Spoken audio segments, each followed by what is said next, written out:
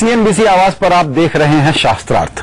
बड़ा सफल हुआ है ये कार्यक्रम और हमारी छोटी सी कोशिश है कि जो सवाल हमारे मन में आते हैं कई बार हम उसका सामना भी नहीं करना चाहते, उसको अवॉइड करते हैं। उन सवालों से दो चार करने की कोशिश करें और हमको इसमें साथ दे रहे हैं हमारा डॉक्टर देवदत्त पटनायक, जो फ्यूचर ग्रुप के मुख्य आस्था अधिकारी, चीफ बिलीफ ऑफिसर हैं। बिल्कुल एक नया अनूठा सा पद है ये, क्योंकि ये शास्त्रों पर, दुनिया भर के शास्त्रों पर बड़ी भारी पकड़ रखते हैं। आज मैं ये चर्चा करना चाहता हूं कि ये प्रतिष्ठा क्या चीज होती है, ये स्टेटस क्या होता है, ये साख क्या चीज होती है, ये आदमी कोई कम दबंग या ज्यादा दबंग क्यों होता है, और इन सारी बातों को ये शब्द जो है वो भाव व्यक्त नहीं करते। अगर मैं ये आपसे पूछूं कि आपकी औकात क्या है, ये औकात शब्द क्या है, ये समझने की हम कोशिश करेंगे। ये औकात है क्या भला? देखिए, औकात एक चीज है, अगर मैं किसी दूसरे आदमी को मिलता हूं तो उसे मैं कैसे परख के उसको एक सिस्टम में कहां प्लेस करूं, ऊपर रखूं या नीचे रखूं, इक्वल का दर्जा दूं, ऊपर क्या उसके ऊपर देखूं या नीचे देखूं उसका। तो अगर मैं आपसे मिलता हूं तो मैं पूछूंगा आपका नाम क्या है, तो उसे पता चल जाएगा आपकी जात क्या है, आप किस घराने से हैं, किस लोकेशन से रहते हैं। फिर मैं पूछूंगा कि आपके कपड़ों को देखूंगा, कौन से गाड़ी से उतरे हो, आपका विजिटिंग कार्ड देखूंगा, आपका डेजिग्नेशन क्या है। फिर पूछूंगा आपके कहाँ पढ़े हो, कहाँ पढ़े लिखे हो, तो उसे पता चलेगा कौन से कॉलेज में आप पढ़ रहे हो। और मेरा माइंड क्या कर रहा है, उसको हम उसको एक पोजीशन दे रहे हैं कि मेरा मन में एक व्यवस्था है जहां पे कुछ लोगों को मैं ऊपर रखता हूँ, कुछ लोगों को नीचे रखता हूँ। और औकात वही है कि आप एक समाज व्यवस्था में कहाँ खड़े हैं। तो ये सिर्फ आपके पास बहुत पैसा है उससे आपकी औकात नाप ली जाए, ये जरूरी नहीं है। ये सामाजिक पैरामीटर जो हैं, ये इंडेक्सेस जो हैं, इस पर भी हम जांचेंगे, आपको टिक मार्क केवल पैसा है तो कहेंगे कि नहीं पढ़े लिखे नहीं है, तो इमीडिएटली उसका औकात में इक्वलाइज कर देता हूँ। अगर पढ़े लिखे हैं तो बोलेंगे कि इसके पास पैसे नहीं है। तो एक प्रकार का नया पैसा है, पुराना पैसा है, खानदानी धन है। तो ये औकात, संस्कृत में इसके लिए शब्द है माया, और माया वही रूट उसका है माँ, जहां से आता है मापदंड। तो एक मन के अंदर, हमारे अंदर, मन के अंदर एक मापदंड होता है। तो संशय यह है कि हम लोग एक बराबरी वाले समाज की बात करते हैं जी, इक्विटी की बात करते हैं, फेयर और जस्ट होने की बात करते हैं जी। तो वो तो संभव ही नहीं है, क्योंकि मैं तो ये पूछूंगा कि होता भी है ये कि इनसे मिलिए, ये फला कैडर के हैं, ज्वाइंट सेक्रेटरी हैं, नाम नहीं बताता इंसान, ये नाम बताओ यार। तो भी जस्ट मैं ऐसे ही करूंगा। अभी देखिए, इसका थोड़ा एवोल्यूशन देखते हैं, क्यों ये जब फेयर जस्ट सोसाइटी के बारे में बात करते हैं, तो अगर हम फेयर सोसाइटी, तो जरा अगर हम किसी आदमी को देखते हैं तो क्या हम केवल उसका विजिबल देखते हैं, जिसे कहते हैं सगुण, जो दिखाई देता है, और एक होता है इनविजिबल, निर्गुण, जो निर्गुण होता है। तो अगर हम बराबरी की संस्था कहते हैं तो हम इसको देखेंगे या इसको देखेंगे, क्योंकि मापदंड या मेजरमेंट आप केवल जो सगुण है उसका मापदंड कर सकते हो, निर्गुण है उसका मापदंड नहीं कर सकते। मतलब आप धन का मापदंड कर सकते हो, लेकिन मेंटालिटी की मापदंड नहीं कर सकते। तो हमारा मन दोनों को देखता है और कहता है कि आपकी औकात किस तरफ से है। लेकिन जब हम फेयर सोसाइटी के बारे में बात करते हैं कि सबके पास उतना धन हो, कितना धन होना चाहिए, तो I will look at wealth distribution को देखूंगा केवल। तो ये वेल्थ है वो केवल सगुण को देखता है, लेकिन औकात दोनों को देखता है। तो मेंटल होता है ये, और मैं डिसाइड कर रहा हूं कि आपके साथ व्यवहार कैसे करूं। अगर मेरे मन में ये है कि आपकी औकात ऊंची है तो मेरा व्यवहार, मैं आपको आप कहूंगा। अगर आपकी औकात नीचे होगी तो मैं तू कहूंगा। तो तू और आप, किसे आप कहना है और किसे तू कहना है, ये डिसीजन कैसे लिया जाता है? एक मापदंड से, हमारा मेंटल मापदंड से, जो दोनों को कंसिडर करता है। आपका धन में संपत्ति कितना है, आपका स्वभाव कैसा है, आपका एजुकेशन क्या है, जो निर्गुण है, जो दिखाई नहीं देता। पीएचडी से थोड़ी ना, या आपकी खानदान कौन सा है, किस गांव से आए हो, ये सब इससे। बुरी बात है देवदत्त जी, लेकिन हमारे यहाँ इसी स्टेटस को, इसी औकात को, इसी मूल्यांकन को करने के लिए हमने एक जाति को भी बड़ा क्राइटेरिया बना रखा है। और बात हो रही है जाति तोड़ो, जाति विरोध करो, जातिवाद की बात नहीं करो। अभी भी हम लोग कर रहे हैं तो लोगों को लगेगा कि ये कहाँ ले जा रहे हैं इस चर्चा। जी जी, कितना बड़ा रोल प्ले करता है ये देखिए, जाति को एक तरफ रखते हैं क्योंकि ये बहुत ही सेंसिटिव टॉपिक है और हमारे देश में तो इसको इतना लेवल पे लेके गए हैं जिसकी एक आदमी को जब अगर पानी ही नहीं दिया जाता है, मतलब ये कि न्याय जैसे सबसे बुरा, हमारे सबसे बड़ा कलंक हमारे देश का है। लेकिन दुनिया भर में ये भाव है, औकात केवल भारत की भाव नहीं है। अगर आप पासपोर्ट देखिए, हमारे पास सब दुनिया भर में पासपोर्ट होता है। अगर आपको अमेरिका में जाना हो पासपोर्ट के साथ, तो अगर आप जर्मन से हो तो आपको वीजा की जरूरत नहीं है। आप बोलोगे आप जर्मन के पासपोर्ट है, आपको अंदर लेके जाएगी क्योंकि आपकी औकात बड़ी है।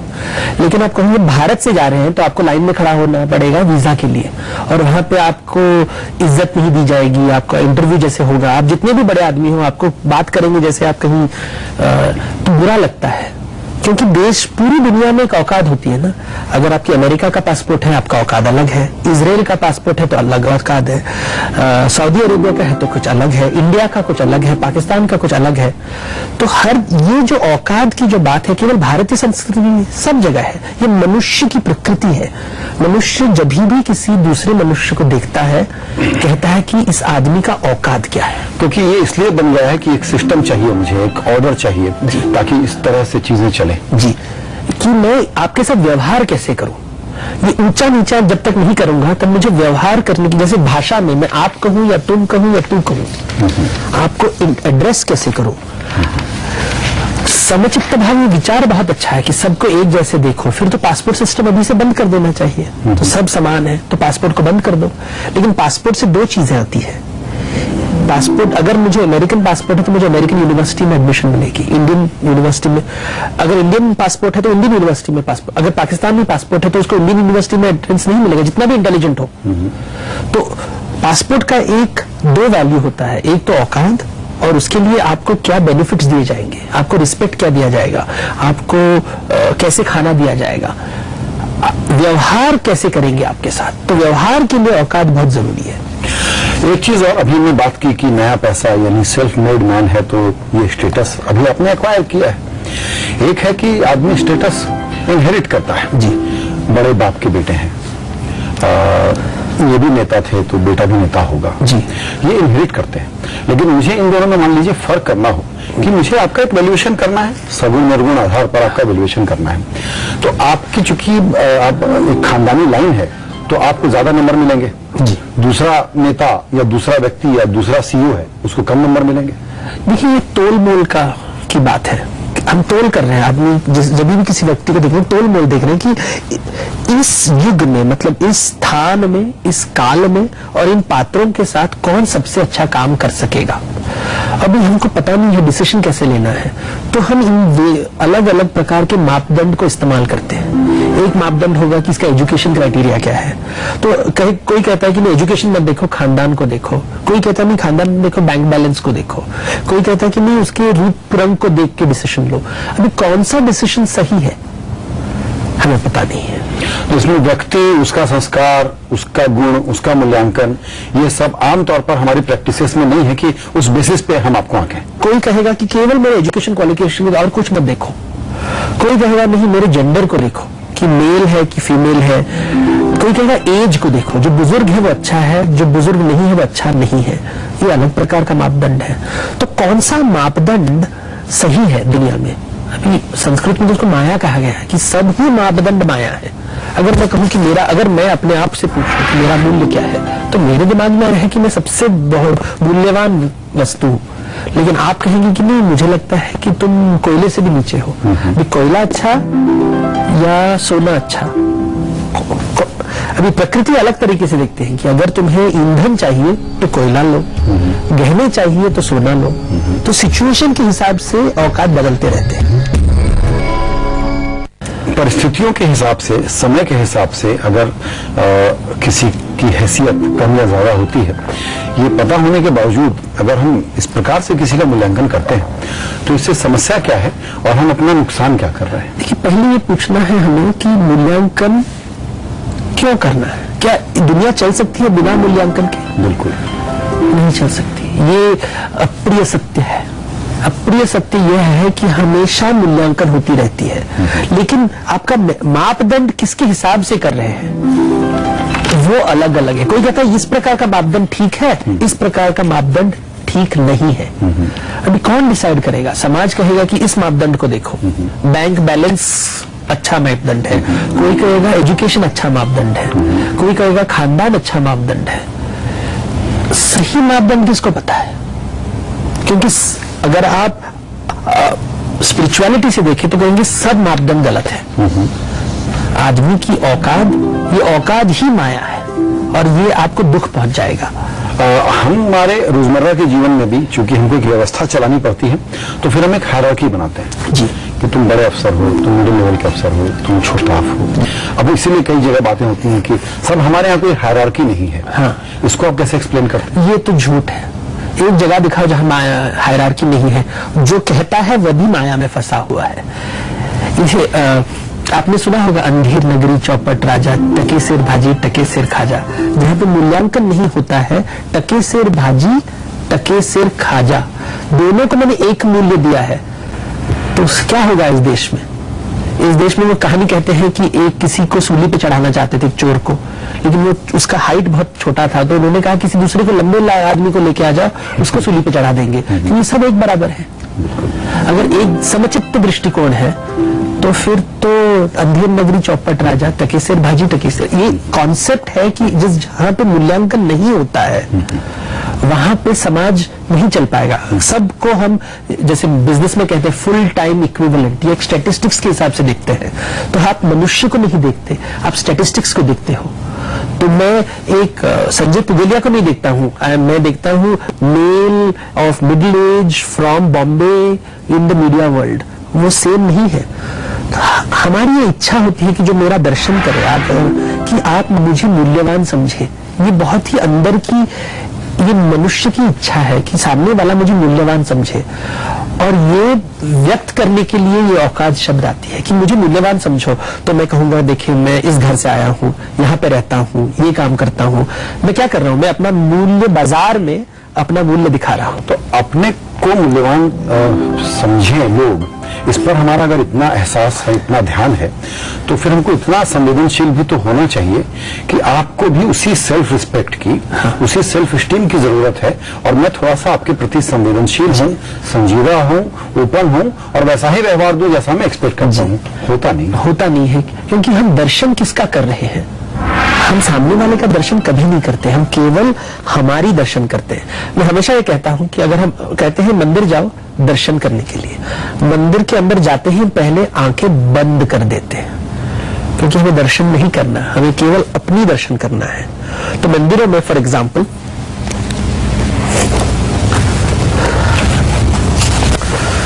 जब कोई भी मूर्ति बनाई जाती है देवताओं की, तो हमेशा पहले चक्षुदान देते हैं। चक्षुदान क्यों देते हैं? कि मेरे तरफ देखो। ये मनुष्य का सबसे बेसिक नीड है कि आप मेरे तरफ देखो। तो कहते हैं कि ये जो दर्शन है कि आप मुझे, इसे दर्शन कहते हैं।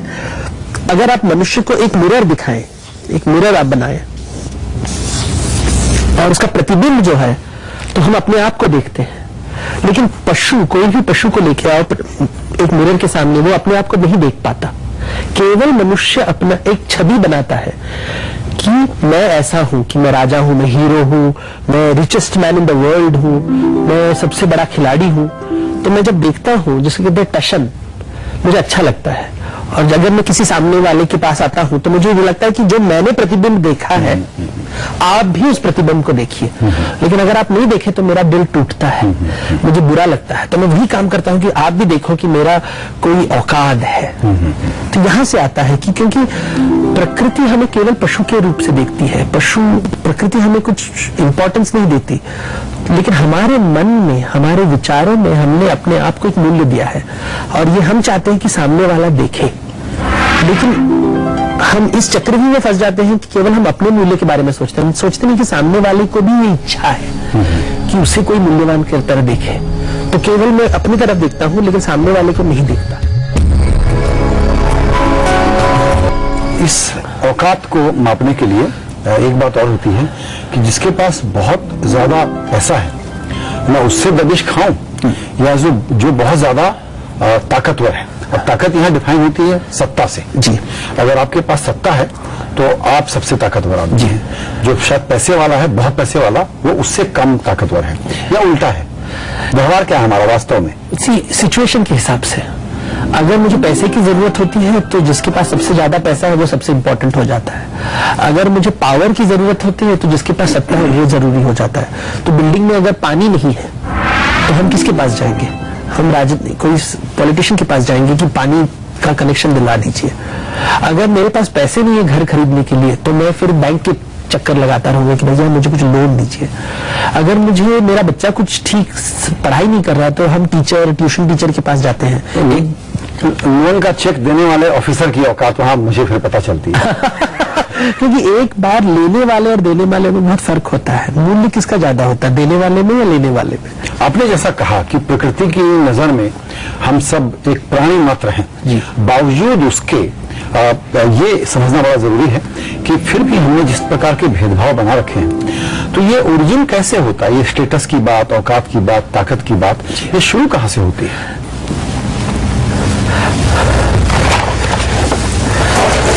एक जंगल में एक टाइगर होता है, जो टाइगर एक डियर के पीछे भाग रहा है। तो इसके पीछे भाग रहा है तो इसे क्या चाहिए? उसे प्रोटेक्शन चाहिए, उसे भय है, पूरा भय है, इनसिक्योर है। उसे दुर्ग की आवश्यकता है, फोर्ट्रेस, जहां पे वो सेफ, जहां से आता है शब्द दुर्ग, दुर्गा, कि मुझे सेफ लगना चाहिए। तो हर प्राणी में एक हिरन है जिसको सेफ लगना चाहिए, लेकिन हम पशु नहीं हैं, हम मनुष्य हैं। और इसमें हमारा एक इमेजिनेशन होता है, कल्पना होता है कि मेरी कल्पना में मैं हमेशा हिरन हूं, मैं इनसिक्योर हूं, तो मुझे सेफ के लिए मुझे औकात चाहिए। औकात हमें सेफ्टी देती है। तो ओरिजिन का है, अगर कोई कहता है कि मुझे औकात चाहिए, मतलब वो कह रहा है कि मैं इनसिक्योर हूं। अगर मैं इनसिक्योरिटी को हैंडल करने के लिए औकात का जन्म हुआ है। जब तक इनसिक्योर मनुष्य रहेगा तब तक औकात, और मनुष्य तो हमेशा इनसिक्योर रहेगा। तो जब तक हम इनसिक्योर हैं तब तक ये औकात की नीड रहेगी।